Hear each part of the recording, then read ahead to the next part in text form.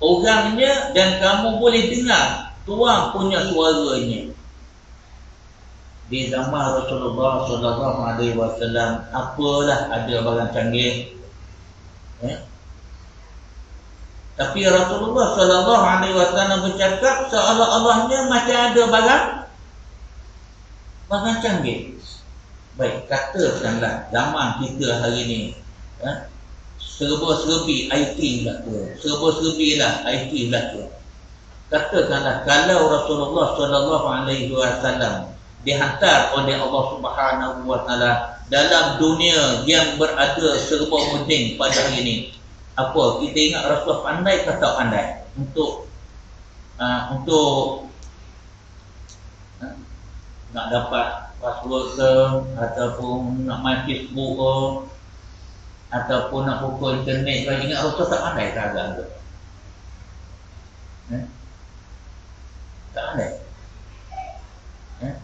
Nak hantar email ke, ingat tak pandai ke agak-agak? Nak hantar SMS ke, ingat tak pandai?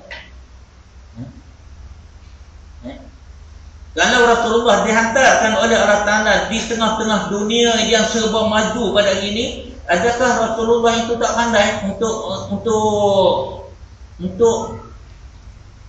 melakukan sesuatu barang yang canggih-canggih ni? Ingat Rasulullah tak pandai? Mungkin ada kalau Rasulullah turun, kalau Tuhan hantar Rasulullah di tengah-tengah, berkali Rasulullah tengok saja nak buka internet pun tak pandai, nak tengok apa pun tak pandai, kalau handphone pun pegang saja, nak buat panggilan tak pandai, nak balas mesej tak pandai. Mungkin ada macam tu. Untuk pengetahuan sahabat sekalian, kalau Rasulullah wujud di zaman kita, dihantarkan oleh Allah Subhanahu Wa Taala, sekarang ini Rasulullah orang nombor satu pandai. Rasulullah orang nombor satu pandai. Apa salahnya kalau Allah Ta'ala berikan ilmu pada Rasulullah secara terus menerus, terus ke hati Rasulullah SAW. Kita yang kita pandai ni, kita belajar. Tanya orang tu, tanya orang ni, tanya orang tu, tanya orang ni. Nak tulis SMS macam mana, nak buat Facebook macam mana, nak buat macam tu macam mana. Kita ni kalau rasa tutup laptop umpamanya, atau komputer, nak tutup di komputer ni tak pandai tutup tiang tu. Tak tutup tiang. Kalau tutup tiang tu, tiang tanda tu, tak payah tanya. Tanda lah tu. Zaman Rasulullah cakap, kalau kamu panjang umur, dilanjutkan usia kamu oleh Allah, kamu boleh lihat orang yang berkata dan kamu dengar suara yang dia berkata. Macam mana yang dikatakan pengkhianat agama? Kamu boleh dengar, mereka inilah pengkhianat agama ni. Musnahnya umat Islam, hancurnya umat Islam, hancurnya agama Islam. Ialah mereka mengatakan yang ma'ruf itu dikatakan mungkar, yang mungkar itu dikatakan ma'ruf. Paling mudah kita panjangkan lagi hadis ini, kita panjangkan lagi. Yang haram kata halal, yang halal kata haram, yang boleh kata tak boleh, yang tak boleh dikatakan boleh, yang dosa itu dikatakan pahala, yang pahala itu dikatakan dosa pula. Yang ma'ruf dikatakan mungkar, yang mungkar itu dikatakan ma'ruf. Bila kamu melihat orang yang berkata demikian dan suaranya pula kamu dapat dengar daripada orang yang demikian, bermakna itulah dia pengkhianat agama. Itulah dia pengkhianat agama. Yang haram kata halal, yang halal itu kata haram. Ini dia pengkhianat agama. Jadi kalau kita sebagai seorang pengkhianat agama, seolah-olahnya kita mengkhianati diri kita sendiri, kita menzalimi diri kita sendiri. Kalau yang haram dikatakan halal, yang halal itu dikatakan haram, bermaknanya kita tak setuju dengan apa yang ditentukan oleh Allah Subhanahu Wa Taala. Apabila Allah Ta'ala buat satu-satu hukum, menentukan satu-satu hukum halal, kita kata haram. Bila Allah Ta'ala menentukan sesuatunya haram, kita kata halal pula. Saya ingat dalam satu hadis kursi yang Allah Ta'ala berfirman, di mana hadis kursi ini firman datang daripada Allah Subhanahu Wa Ta'ala, ditujukan kepada Nabi Muhammad Sallallahu Alaihi Wasallam. Nabi kita pun menyampaikan kepada para sahabat dan seterusnya kepada umatnya, di mana diurai, disimpulkan oleh Rasulullah Sallallahu Alaihi Wasallam. Bagaimana hadis kursi? Allah Subhanahu Wa Ta'ala berfirman di dalam hadis kursi, "Man lam yarda bi qada'i wa man lam yasbir ala bala'i wa man lam yashkur ni'ma'i." Tiga perkara.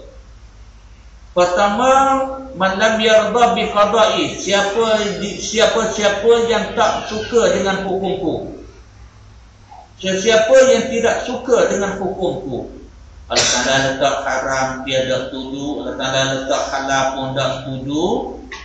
Baik, buat begini pun tak setuju, buat begini tak setuju. Baik, satu. Yang kedua, malam yakbir ala balai, sesiapa yang tak sabar dengan ujianku. Memang hidup manusia ada ujian.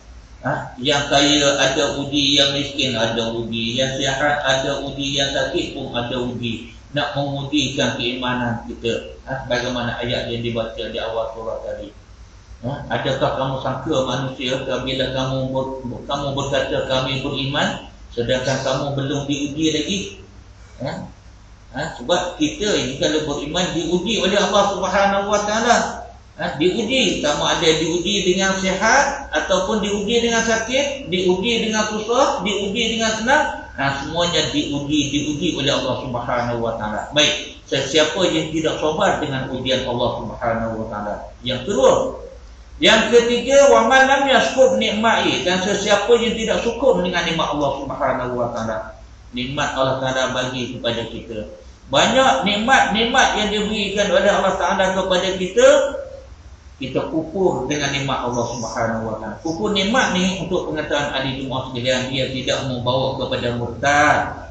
Yang jadi murtad ni ialah kufur iman, atau yang dikatakan kufur nikmat ni, kita salah guna nikmat. Datang daripada sudut yang halal, kita guna kepada yang haram. Tuhan bagi kepada kita melalui dia buat repuknya, jual ikan masinnya, dapat gajinya, kita gigikan orang ekor. Itu yang dikatakannya kufur nikmat.